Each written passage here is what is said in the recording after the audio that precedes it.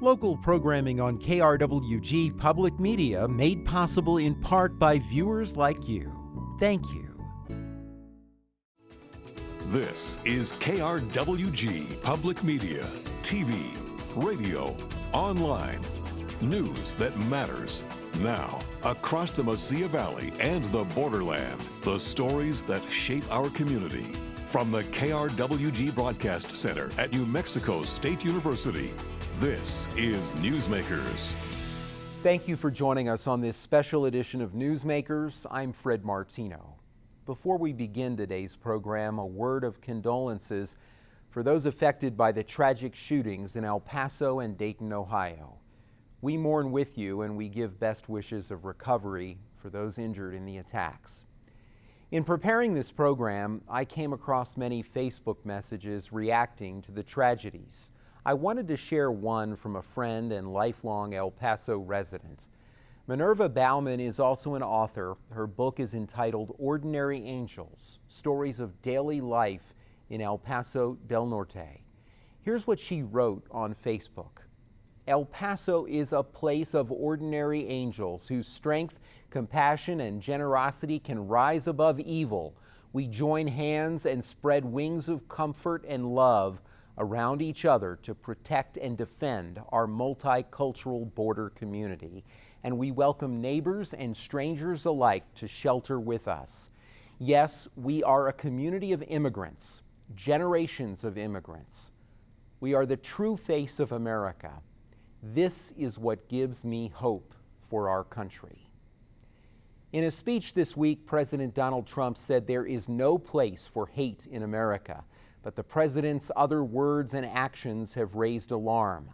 A Los Angeles Times editorial said, quote, "The bloodiest of the two massacres apparently was propelled by the shooter's desire to counter the Hispanic invasion of Texas, as his manifesto phrased it. A theme that echoes the language Trump has used since his 2016 election campaign, which began with a speech that described Mexican immigrants as rapists and drug smugglers. Since then, Trump has repeatedly referred to migrants infesting and invading the country. He's called asylum seekers and immigrants living here without authorization aliens and illegals." This week, we are taking a closer look at immigration, and we're going to cover some ground that gets very little attention. Every few months, hundreds of people from all over the world become new U.S. citizens at the Las Cruces Convention Center. At a recent ceremony, the judge presiding acknowledged the particularly difficult times in which we live. The very essence of America, what for many makes America great, is being questioned from the highest office in the land. We share now in the joy of new citizens and the grave concerns of many across the nation. Oh, say, can you see by the dawn's early light what so proudly we hailed at the twilight's last gleaming? I want to welcome the 187 guests of honor. This is one of the most important days of your life. And I just want to congratulate you on withstanding the endurance test, really, that the naturalization process represents. Hi, I'm Audie Padilla. I'm from the Philippines. I came here in the U.S. for work. I'm a nurse, and one of the nursing home in TRC, what do you call this one, sponsored me to be an immigrant here. Then I ended up here, I married somebody, then we work in Mountain View. That's why I'm here in Las Cruces. The process for the citizenship is not so bad, but going here is the longest part. So I've waited for me to be here in the U.S. I waited at least 7 years. Then for the citizenship, 5 to 6 years. Then applying 2 to 3 months. So it's not so bad. I also want to thank the family members and the friends of our 187 guests of honor who have put their lives on pause to accompany their loved one to one of the most important days of their life. As is true with every significant accomplishment, They could not have done this without you. I'm Francisco Mimisa. I'm from Chile. My first time in America, it was because I was finishing my internship at the University of Minnesota. So at this time, I was just trying to learn English, you know. So it was very fun because finally, through a lot of people around the world, actually in Minnesota, I met my wife. So that's pretty much was at the end of my journey in Minnesota. So after that, we keep our life together, and finally, a couple of years after that, we decided to move actually down to Minnesota. And finally, I found my job in Roswell, New Mexico, in the Department of Health. Actually, I'm the regional epidemiologist for the Department of Health here in New Mexico. You might wonder whether the language and the rhetoric we use toward one another when we talk about the immigration issue is as responsible and even-tempered as it should be. Yes, I'm Sonia Rangel, and I immigrated from Mexico. I was immigrated when I was 10 years. My parents decided to come for a better future, and it wasn't my decision to be here, but I'm really proud to be part of this country now, and really proud. It was a long process because I never thought I was going to be a permanent resident until I got married with my husband. But I didn't know he was a permanent resident. So we got married, and then he decided to become a U.S. citizen, and then he told me, you know what, it's your turn now. So that's why I decided to become a U.S. citizen now. You might wonder whether the social fabric of this country can withstand being pulled so strongly and so powerfully in so many different directions. My name is Osmani Alvarez, and I'm immigrating from Cuba. I've been here in the U.S. for 5 years. So I came here in 2014, if I'm not mistaken. I come from a communist country, so I'm in a democracy now. And it took me a little while to get used to a feeling like I'm in a democracy, coming from living for about 28 years in a communist country. So that's basically what made me do all what I did to get here. My name is Hannah, and I'm immigrating from Brazil. So my mom actually got a scholarship with NMSU. She received her master's, and then she later went to get her PhD at NMSU. And so we came because of her. It was important because of the political and economical issues in my country right now. And this country offers me more opportunity to further develop myself. Well, the first thing I did do was register to vote, which I look forward to in the next election. That was my number one thing. We are debating issues like whether the southwest border should be more open or more secure. We're debating whether our laws about asylum and refugees should change or should remain the same. We're debating what, if anything, should be done with the ladies and gentlemen who are in the United States, whose presence here at least technically violates our current laws. And we're debating whether those who are in our custody are being treated humanely enough when they have availed themselves of our laws. Mr. President, do you think his tweets were racist? Not at all. President Trump doubling down on racist tweets. Today at a White House event aimed at celebrating American manufacturing, the president defended his targeting of 4 freshman congresswomen of color. He once again questioned their status as Americans and suggested they leave the United States. The 4 congresswomen, New York Representative Alexandria Ocasio-Cortez, Minnesota Representative Ilhan Omar, Massachusetts Representative Ayanna Pressley, and Michigan Representative Rashida Tlaib. We are not getting the accounts of migrants, of their treatment. 3 of the 4 lawmakers had testified last Friday about their visits to crowded border detention facilities. On Twitter Sunday, the president wrote, quote, "Why don't they go back and help fix the totally broken and crime-infested places from which they came?" Does it concern you that many people saw that tweet as racist and that white nationalist groups are finding common cause with you on that point? It doesn't concern me because many people agree with me. And all I'm saying, they want to leave, they can leave. Now, it doesn't say leave forever. It says leave if you want. All of them are American citizens. 3 were born in the United States. I just feel like President Trump's family isn't even from here. So I just feel like that isn't something he should even be saying in the first place to people who are American citizens and people who chose this country to be their new home too. The 4 congresswomen pushed back today. I encourage the American people and all of us in this room and beyond to not take the bait. This is a disruptive distraction from the issues of care, concern, and consequence to the American people. He would love nothing more than to divide our country based on race, religion, gender, orientation, or immigration status. Because this is the only way he knows he can prevent the solidarity of us working together across all of our differences. I think one of the great things about America is the diversity. The diversity is one of the strengths of this country. So my thought around that is just, I feel sorry. I feel a little bit sad for that, but also I feel hope, because there are a lot of people around the world, even inside in America, that we respect, everyone. Not important if you're a citizen or not. We actually believe that everyone is important for this country. So I'm not going to tell what is correct or not for the president, but I want to tell you what is the correct thing for me.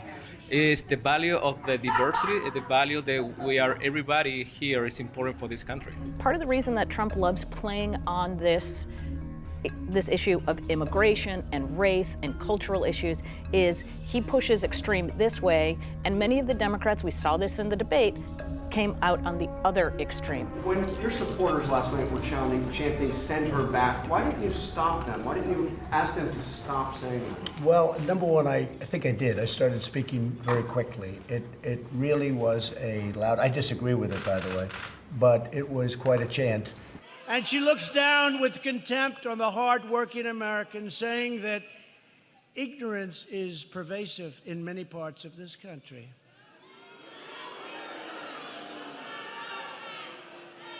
And obviously and importantly, Omar has a history of launching vicious anti-Semitic screeds.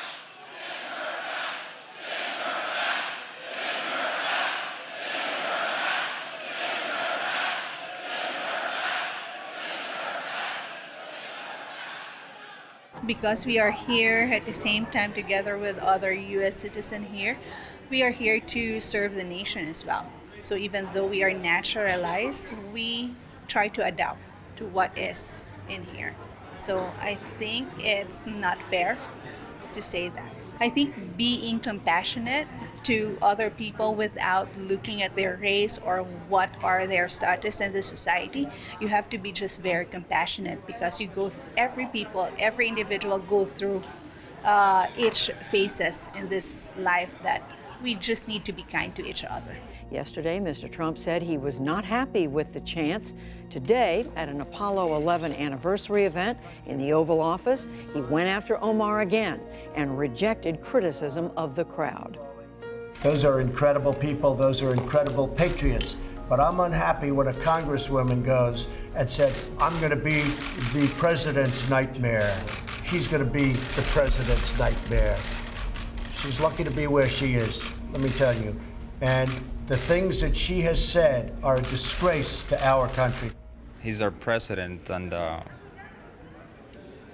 you gotta respect whatever he says. I'm not saying I support it, his attitude or his words, but I support his status. Well, it makes me sad because I feel like this is our country too, and we have to be part of this country. And it makes me sad that the president will make those comments, because I will get in her position too.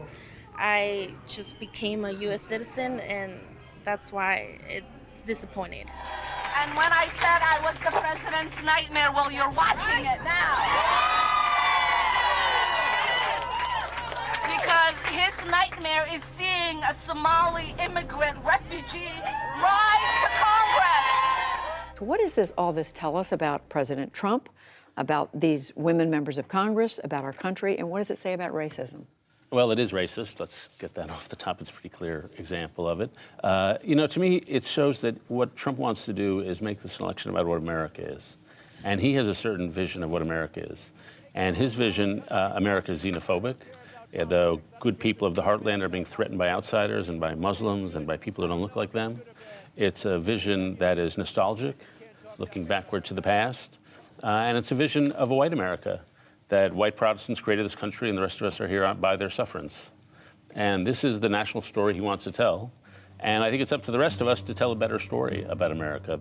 We don't have to decide those debates today, but this ceremony comes at a particularly helpful moment because a ceremony like this reminds all of us that no matter what her challenges are, no matter what her problems are, no matter what's dominating her national news, no matter how hot her debates, the United States of America is still the best country on earth. Today we have 187 applicants for naturalization representing 20 countries. With your permission, I will introduce the applicants by country. Please proceed. When I call your country, please rise and remain standing. Oh, beautiful for spacious skies, for Algeria, amber waves of Brazil, It feels really good. I want to give the undocumented and documented immigrants a voice as well and be able to help them. This is your home now, and as much as it is mine or Judge Farrat's, we are honored to share this home with you. Burma, Chile. It's a privilege. It's an honor. And let me tell you something. I started to feel a citizen many years ago, especially working with the New Mexico government, with the local government, with state government. I feel a strong commitment with the community, with the people here in New Mexico, for sure for the citizens. I hope you bring with you everything that makes you exactly who you are. China, Cuba. You don't hesitate when it's about the U.S. You just come here. This is the best place in the world. This is the best country in the world. Before coming here, I already love the United States. I feel blessed. I feel like this is something that you can't compare with anything else in your life. Every single day of my life, I'll be proud of being a U.S. citizen. No matter where you are coming from, please keep speaking the language of your ancestors. Nigeria, Philippines. Oh, it's a fulfilling feeling and happy feeling as well. So most of my family are already U.S. citizen, and I'm the only one who's not, and I'm so glad that I am now. Because I am here today to tell you that you do belong here. You chose us, and today we chose you back. Yemen, Mexico.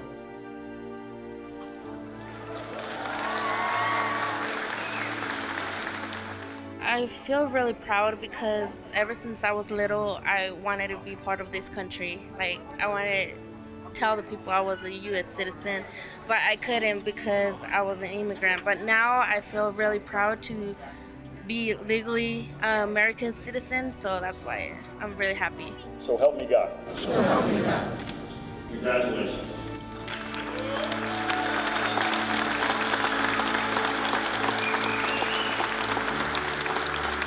I'd ask the friends and family members to congratulate them by standing up. And congratulations to some 200 new citizens from all over the world. Well, now we move on to education that may help more immigrants reach their American dream. Young people from our region and across the country come to the borderland for a special university class in the summer. They learn and get involved in the fight for immigrant rights. In depth, here's Michael Hernandez.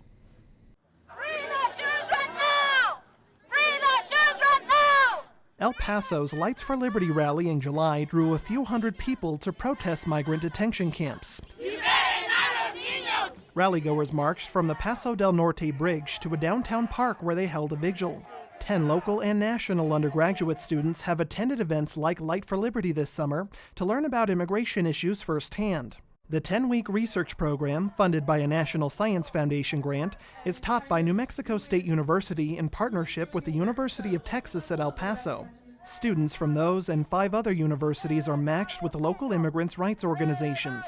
They research topics from asylum law to sanctuary city policies and observe case proceedings in federal immigration court. Say loud, say clear, refugees are welcome here. Catherine Garcia is a cultural anthropology senior at Northeastern University. The San Diego native says she's worked with border communities before in Tijuana and Nogales, Mexico. Garcia interned with the faith-based Hope Border Institute in El Paso.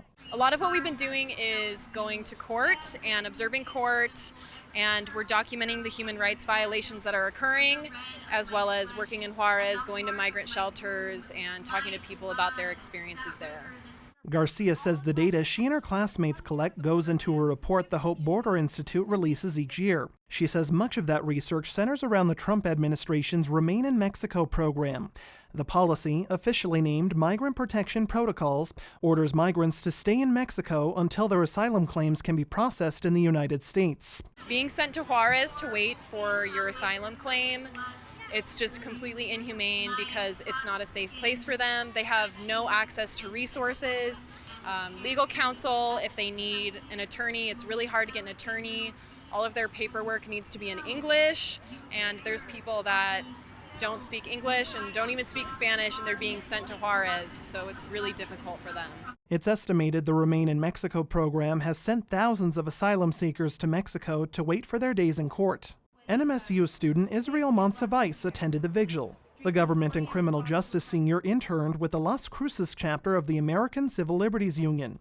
He says it's his first experience working with migrants. During his internship, Monsivais says he's visited shelters and churches in Las Cruces housing asylum seekers. He's also learned how to give Know Your Rights presentations to those migrants. A Know Your Rights presentation is basically, at the most, a really basic rundown of basic civil liberties that some of these people have, right? I mean, as migrants and as anyone else, they have rights, correct? And those rights cannot be violated. And yeah, it's just a rundown of different basic rights, but it is important that we emphasize that we're not lawyers or stuff like that. It's just an orientation, and that's about it. It's just a rundown of different rights that they have. While not a lawyer yet, Monsivais says he plans to attend law school after graduation, and Garcia plans to pursue her PhD in anthropology. They've been working in detention centers. They've been looking at conditions. Whether students aim to be researchers, lawyers, or social scientists, Hope Border Institute Deputy Director Marisa Limon Garza says producing professionals who can think critically about the border is their goal. And that they show the rest of the world, this country, what it's like on the ground. That the border is not just a line in the sand, but it's a vibrant community made of many different kinds of people, where binaries of good and bad, right or wrong, don't really exist, that everything is very gray and complex, that they have the critical thinking skills necessary to analyze situations from different perspectives and to push for policy that they believe in. There's no need for us to overcrowd and to detain. When members of Congress visited a Clint detention facility after reports that migrant children were living in squalid conditions, it sparked a national dialogue. Garza says the organization hopes to turn that response to Clint into change. It's a game of whack-a-mole here on the borderlands, and we know it's by design. So it's up to us to be strategic and to remain thoughtful. And that's something we really try to convey to these young people is like, how do we stay strong and focused and efficient and effective in light of so many burning fires of the day?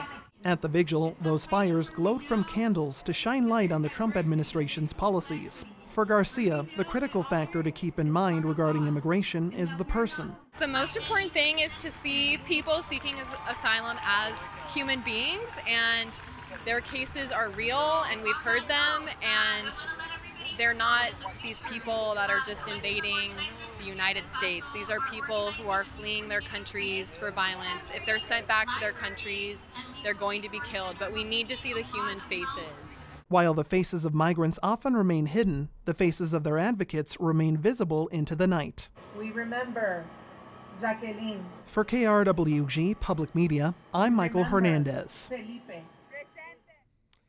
And we leave you with some statistics often lost in our discussion about immigration. Nearly half of Fortune 500 companies were founded by immigrants or their children, precisely 223 of the 500, 101 by immigrants, 122 by their children.